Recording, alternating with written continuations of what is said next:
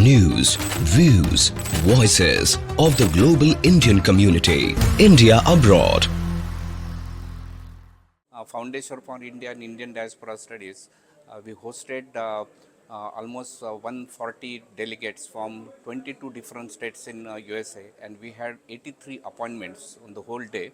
And then we had yesterday and tomorrow, so total we will be meeting 100 elected officials and raising 5 different issues with them. US-India relations, particularly technology exports related aspect, then defense partnership.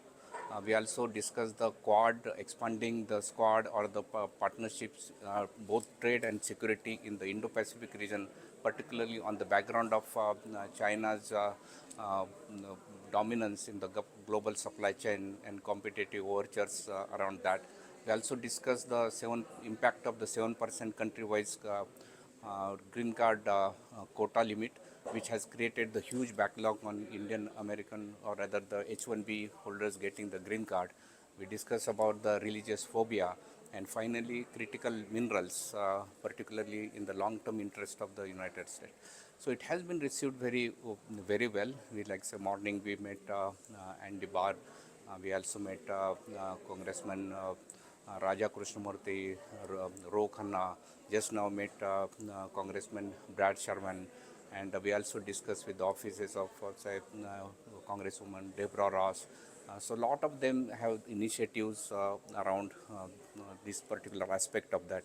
We cover almost 38 different states, elected officials, so this has been that way very massive, and all of them appreciated the way that we prepared. We prepared this policy papers, and all our delegates actually last 2-3 months have been going through the issues, researching over there. So we have the 5 topics. We gave this policy paper in which we actually presented all the facts that what is the background, then which bills we are actually giving that, and why we are supporting those, and what is the action or support that we needed.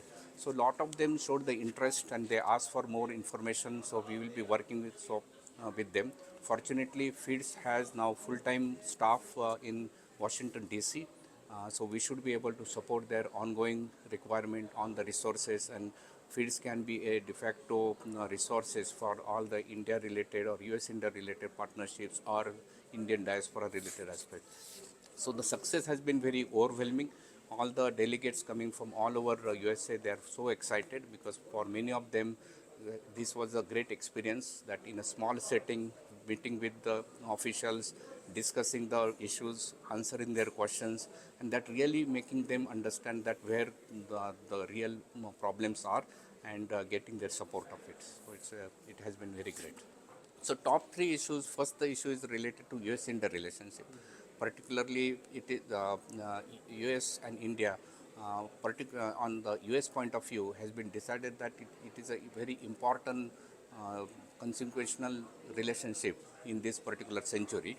On the broader spectrum of counterbalancing China could be one aspect of it. It's a global supply chain dominance or technical aspect of it. So related to that, we had the issues that how the technology experts. So currently there are some restriction around exporting some technologies to India, hypercomputing as an example.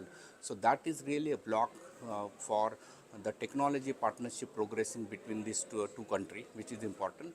So that is one issue. We also discussed about the India being called out as a major defense partner.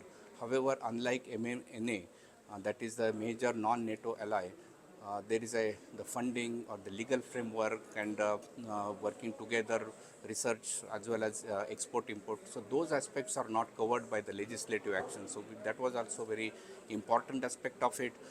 In the spectrum of Indo-Pacific, we discuss about how this bilateral or the quadrilateral relationship that US is establishing, they not only need to be strengthened, but they need to be expanded to have a larger coalition around the region. So these were also well taken. Immigration is something that really bothering for all the technology professionals. I am from Silicon Valley. Silicon Valley get choked because of that, because most of the H1B holders coming from technology background. So almost you can say out of 85,000 H1B professionals, just 50,000 yearly are from the Indian background. However, they are restricted by 7% of country-wise annual quota. It means that only 10,000 approximately can get annual green card. As a result of that, this green card backlog has been growing year after year, and then decades to 40 years, 50 years, and some now getting into 100 years. So these are the aspect of it. So we discussed. So there is an agreement, and there is another aspect of it is related to while they are in the backlog, their children are getting out of status at the age of 21. They are no more legal standing. So their situation is worse than the illegal, say, immigrants. So the option for them is to turn into illegal, and then only they can survive. Otherwise, they have to go back to the country. So that aspect was also well taken and discussed in. And the third aspect what we also discussed was related to the religious phobia aspect, because Indo-Americans are about 4.5, majority of them, 80% of their Hindu, then Sikh and Buddhist, Jain, and because of our different the lifestyle, our belief systems, habits, or skin of the colors, and various reasons, there are certain aspect of the discrimination, bias, and sometimes even hate crimes are there. So earlier in this year, there were some temple attacks on temples that was not properly addressed. So such are the issues that surface. So that also we represented, because 5 members of Congress, Indian American background, they wrote to Justice Department a letter for asking for their investigation on the report. So we talked about that. We talked about the recent California Civil Rights Department's report. It's called out like a anti-Hindu as a second largest bias incident. So these are the top 3 aspects that we discussed. There are also aspects that we are probably might be the first one to talk about is the critical minerals, because critical minerals are really important for the advancement of technology. It could be for the EV or the space or the defense aspect of it. And then China is controlling more, like a large number of them, and China is actually taking that as a tit for tat policy against US interest. From US interest point of view, as well as the global world interest point of view, it is very important that US should have a strategy to deal with that, have a framework to address that, have a right investment to protect the interest of the USA.